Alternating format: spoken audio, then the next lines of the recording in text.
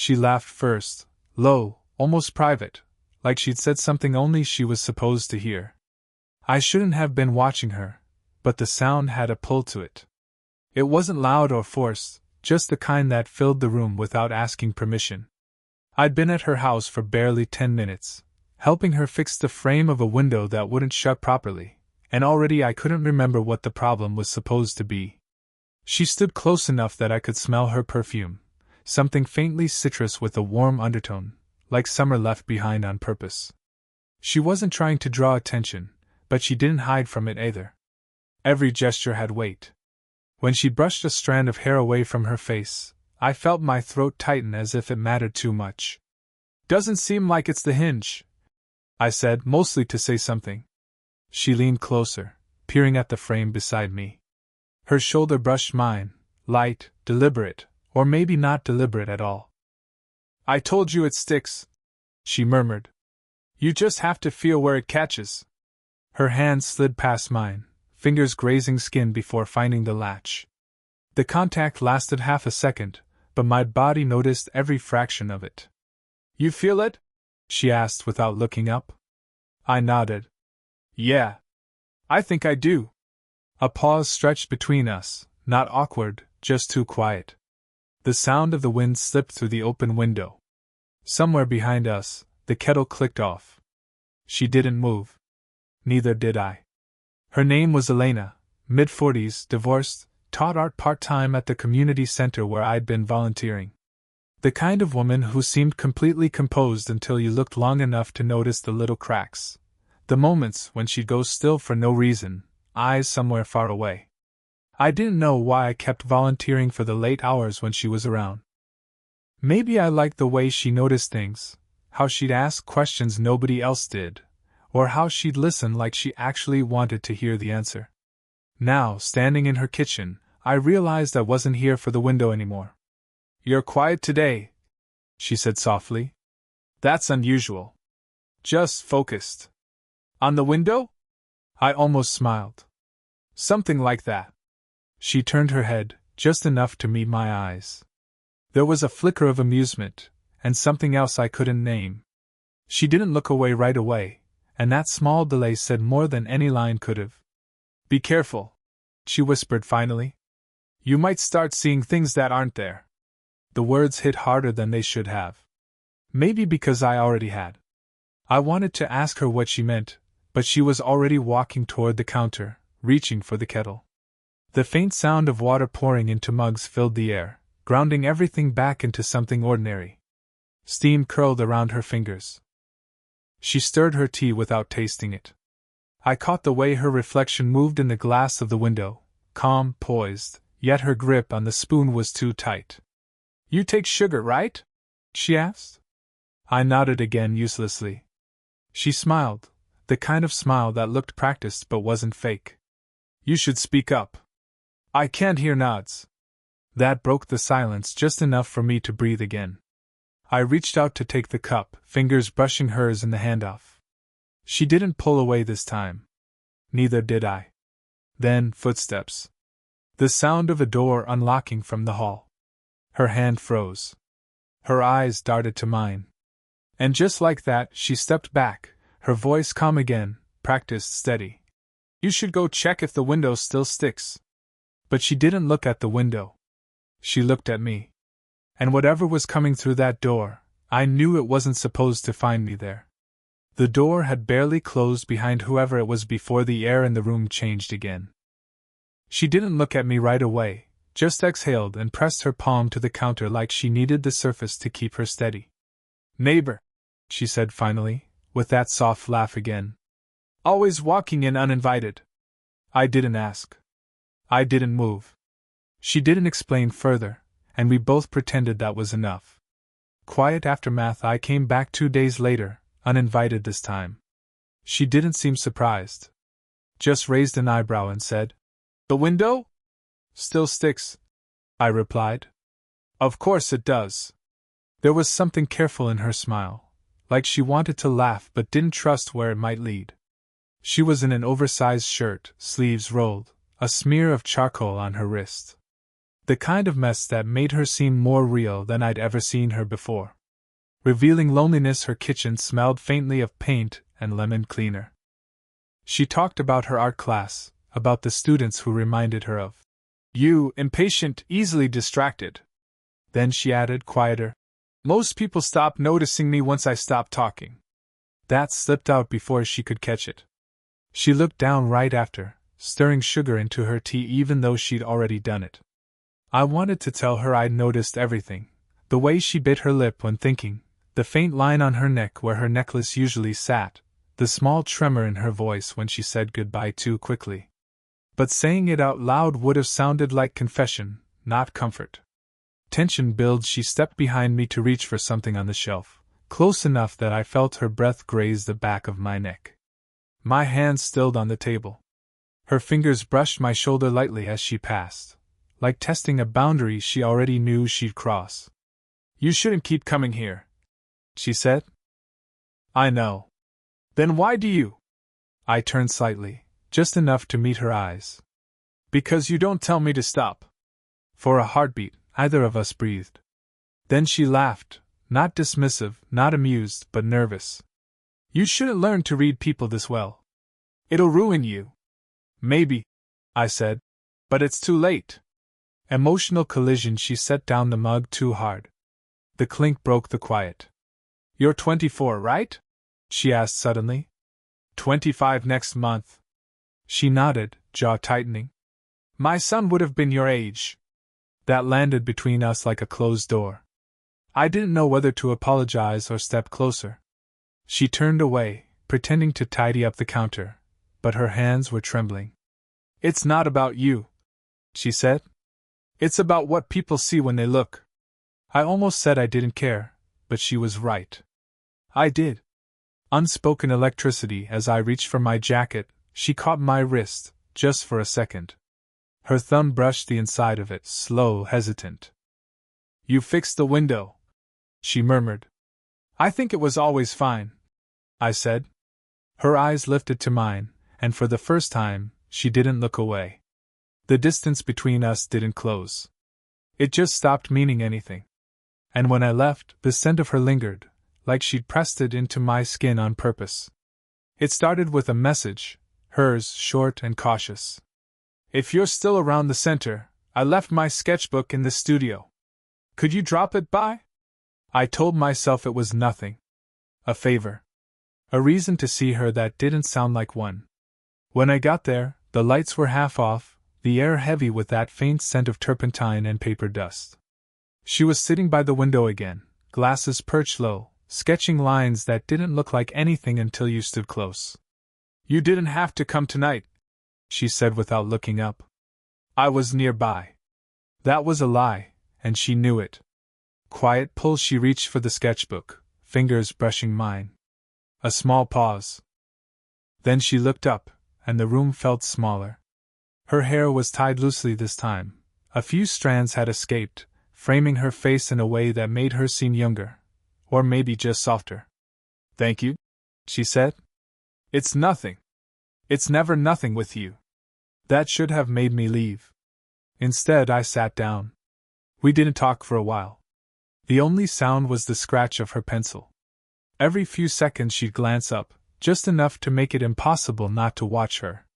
Almost seen. The door creaked open suddenly, and a voice echoed from the hall. Elena? You still here? She froze. Our eyes met. Her hand came up instinctively, a small motion, telling me not to move, not to breathe. It was another teacher from the center, calling her name again, closer this time. In here! She called back, steady, practiced. Her tone was so casual it hurt to hear.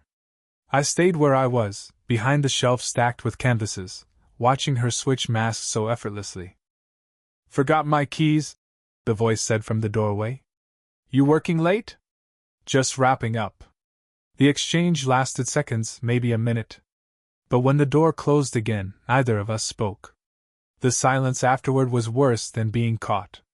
Almost touched, she stood there, still facing the door, then turned slowly toward me. You shouldn't have to hide, she said quietly. Then tell me not to. Her mouth parted, but no words came out. She set her pencil down, walked over, and stopped so close I could feel the warmth of her breath on my collar. "I told myself it was just curiosity," she said. "That I liked your company because it was harmless." "Was it?" She shook her head. "Not anymore." Her hand came up, fingers hovering near my jaw, then hesitating. For a second, I thought she'd pull away. Instead, she traced a line of my collarbone, slow enough to make my pulse stumble. "Someone will see us," I said. "I know." But she didn't step back. The line between we stood like that, close enough to touch, too aware to move. The air between us felt alive, like something breathing. Her voice dropped to a whisper. "You don't make this easy. Neither do you." For a heartbeat, everything leaned forward, time, gravity, both of us, until the sound of rain against the windows broke the spell. She let her hand fall, eyes searching mine like she was trying to memorize a mistake before making it. "Go," she said softly. But when I turned toward the door, she caught my wrist again, not to stop me, just to remind me she could. And somehow, that touch said everything we weren't ready to. The silence didn't last. It never does. 3 days after the rain, she found me outside the community center, sitting on the back steps with a coffee I hadn't touched. She was dressed for work, neat, deliberate, but her eyes carried something restless beneath the calm. "You've been avoiding me," she said. "I thought you wanted that." "I didn't say that." Her tone wasn't sharp. It was tired, like someone who'd argued with herself too long and lost. The breaking point, she sat beside me, not close but not far enough. The faint scent of her perfume drifted between us, clean, soft, familiar enough to undo every effort I'd made to forget it. "You shouldn't keep showing up like this," she said. "I wasn't planning to. I trailed off. There was no sentence that sounded right. Her gaze lingered on my hand gripping the cup. "You always shake when you're trying to stay calm," she said quietly. "You think people don't notice. Do you?" "Always." That word landed too heavily. Before I could respond, she looked away, toward the courtyard, the students leaving for the evening, the sun dropping behind the trees. "People already talk," she murmured. "They think you like attention." "I don't," I said. "Just yours." Her breath caught, a small, unsteady sound. Closer she stood up then, pacing a few steps as if distance could undo what I'd said. I followed her without meaning to. When she turned, I was already there, too close, and neither of us moved away. "You can't say things like that," she whispered. "I already did." She stared at me, searching, conflicted, maybe angry at herself for not stepping back. "You don't know what you're asking for." "Then tell me." Her hand came up, half in warning, half in surrender.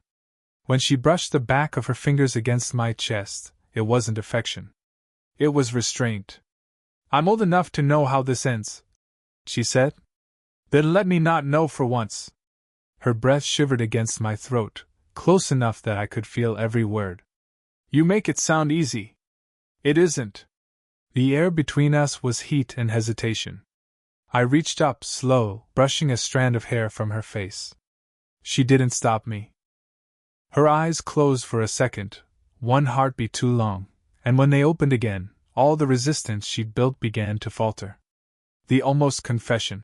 "Tell me to stop," I said. She didn't. The muscles in her jaw tightened. She looked up, lips parting, no words, just the smallest movement forward, almost a question. Then her phone buzzed in her pocket, sharp, insistent, cruel. She flinched like it burned. I stepped back before she could. Her voice trembled when she finally spoke. "You should go before I stop pretending I can't feel this." I hesitated. "And if you do stop pretending?" Her eyes met mine, no fear, just the truth she'd been holding back for weeks. "Then it won't just be a mistake," she said softly. "It'll be ours." And that was the last thing she said before walking away, leaving the words between us, alive and unfinished. It was late when I saw her again, the kind of hour when everything feels quieter than it should. The community center was closed, the halls dark except for the faint light spilling from her office. I almost didn't go in. Almost. She was standing by the desk, phone in hand, staring at something that had already stopped ringing. Her shoulders were tense, her breath unsteady. "You shouldn't be here," she said, not looking up. "You said that before? This time I mean it." Her voice cracked just slightly, enough to make the lie sound honest. The revelation. She turned the phone toward me. A photo filled the screen, grainy, taken through the glass of the art room window. Her and me, too close, heads tilted toward each other. Nothing happened in the image, but everything looked like it might have. "Someone sent this," she said. "No name. Just the picture." For a moment, the sound in my ears was just my pulse. "Who would?" She cut me off. "It doesn't matter. You shouldn't have been here after hours. I shouldn't have let you." There was anger in her tone, but it wasn't for me. It was for herself. I took a slow step forward. "You think they'll talk? They already do." Her breath hitched, eyes darting toward the door like she expected someone to burst through it any second. The turning I reached out, not to touch her, just to stop her pacing. "Elena, look at me." When she finally did, her eyes were bright with frustration and something else she couldn't hide anymore. "I told you this was dangerous," she said. "And you kept showing up. I didn't think, yes you did. You just didn't care." Her hand lifted to her chest, trembling. "Do you even know what I've risked? What people will say?" I didn't answer. I stepped closer instead, until there was barely a breath between us. Her scent was faintly sharp, paint, lemon, and fear. "I don't care what they say," I said quietly. "You should." "I can't." Her eyes closed. "Then you're not the one who'll pay for it." The confession, the space between us dissolved. She reached for the desk to steady herself, but my hand was already there. Her fingers brushed against mine, and then stayed. "I thought it was just a distraction," she whispered. "Something harmless. I told myself that every time you looked at me. And now?" Her breath touched my cheek. "Now it's not harmless. Now it's real." I could feel her heartbeat through our joined hands, fast, uneven, like she was standing at the edge of something she couldn't undo. "Tell me to stop," I said again. She opened her mouth, no words, just a faint tremor of her lips before she pulled away. Her voice, when it came, was quiet but final. "Meet me tomorrow. My place. If you still mean it." Then she brushed past me, her shoulder grazing mine, that small contact electric enough to undo everything we tried to protect. And just before the door closed behind her, she looked back once, only once, and said, "Don't make me regret this." The next evening, the city felt quieter than usual, like it knew what was about to happen. Her street was lined with trees shedding the last of their leaves, the sound of them scraping along the pavement louder than it should have been. I stood at her door longer than I should have. She opened it before I could knock. "You came," she said. "You asked me to." She stepped aside without another word. The air inside was warm, carrying that same scent I'd started to associate with her, something calm on the surface, restless underneath. The lights were low. The radio murmured softly from another room, a half-finished glass of wine sitting on the counter. She wasn't wearing the mask she used in public. There was no distance in her eyes tonight, no pretense of composure. The pull. "I almost called to cancel," she said. "I almost convinced myself it would go away if I didn't see you again." "Did it?" She shook her head. "No." For a while, neither of us moved. We just stood there, each waiting for the other to break the silence. I could hear her breathing, steady, careful, the kind of calm that happens right before something breaks. When I finally spoke, my voice came out lower than I meant. "If you tell me to leave, I will." Her gaze lifted to mine. "And if I don't?" I stepped closer, slow enough for her to stop me. She didn't. The distance between us disappeared by inches, her hand brushing mine, the warmth of her skin against my wrist. "You don't have to pretend anymore," I whispered. Her lips parted, trembling slightly. That's what scares me. The breaking point. She reached up, fingertips tracing the side of my face, hesitating at my jaw before her thumb brushed my lower lip. The touch wasn't deliberate. It was searching, like she needed to know the shape of what she was about to ruin. I've spent years keeping things in their right places, she said softly. Teaching myself not to want too much. Not to look too long. And now? Her voice cracked. Now you're here. I took her hand, guided it to my chest. Then stop teaching for a minute. Her breath hitched. Her eyes met mine, and that was it. All the reasons, all the hesitation, all the pretending, gone. She leaned in until our foreheads touched, both of us shaking from what wasn't yet happening. The warmth of her exhale moved against my mouth, not quite a kiss, but close enough to taste the decision. Tell me this isn't wrong, she whispered. I swallowed hard. It is. Then why does it feel like the only thing that's real? The choice. She closed her eyes, and for a second I thought she'd step away. Instead, she let her head rest against my shoulder, the weight of it both surrender and apology. We stayed like that, motionless, breathing each other in, knowing there was no undoing what had already shifted between us. When she finally spoke again, her voice was calm, resolved. You should go, she said. Before we stop pretending there's a choice left. I nodded, though I didn't move right away. My hand lingered at her back, hers at my wrist, both unwilling to be the first to let go. When I finally stepped away, she didn't stop me. But she didn't close the door either. And somehow, that open door, that fragile space between leaving and staying, said everything we both now understood. Weeks passed quietly, the kind of quiet that isn't peace, just distance disguised as time. I'd gone back to my usual hours at the center, keeping my head down, trying to fold the memory of her into something manageable. It didn't work. Every hallway, every scent of paint and old wood carried a trace of her. She'd taken a short leave. That's what people said. No one asked why. I didn't either. Then, one evening, she came back. Returned, she found me in the studio, wiping brushes, pretending to work. The sound of the door opening didn't startle me. Somehow, I'd been waiting for it. Hi, she said softly. Hi. That single word, her voice quiet but sure, undid everything I thought I'd repaired. You look tired, she said, trying not to be obvious. You never were. I smiled at that. She did too, though hers didn't quite reach her eyes. For a moment neither of us moved.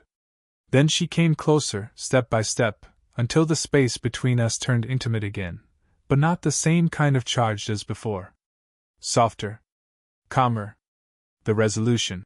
I kept thinking about that night, she said. How close we came to everything. I think about it too, I admitted. And I don't regret it. Her eyes softened, not surprise, not relief, just a quiet acceptance. You were supposed to. Maybe later, I said. Right now, I don't want to. She laughed lightly, the sound small but real. Then she reached up, touched the collar of my shirt, smoothing a wrinkle that didn't need fixing. I'm not used to being seen like this, she whispered. Not after everything. You mean without pretending? She nodded. You look better that way.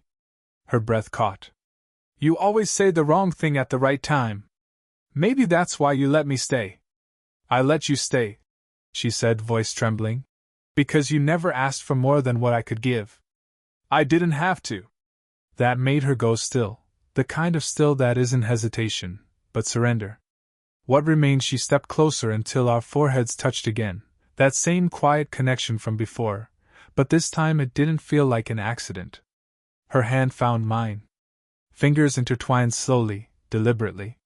No rush. No apology. We'll figure it out, she murmured.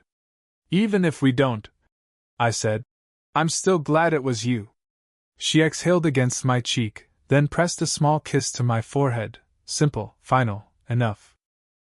The world outside kept moving, footsteps in the hall, a door shutting somewhere, but for a while, we didn't. We just stood there, her hand in mine, the air between us steady for the first time. It wasn't perfect. It wasn't clean. But it was real. And maybe that was all either of us had been reaching for. Did you enjoy the story? What kind of stories would you like to hear next?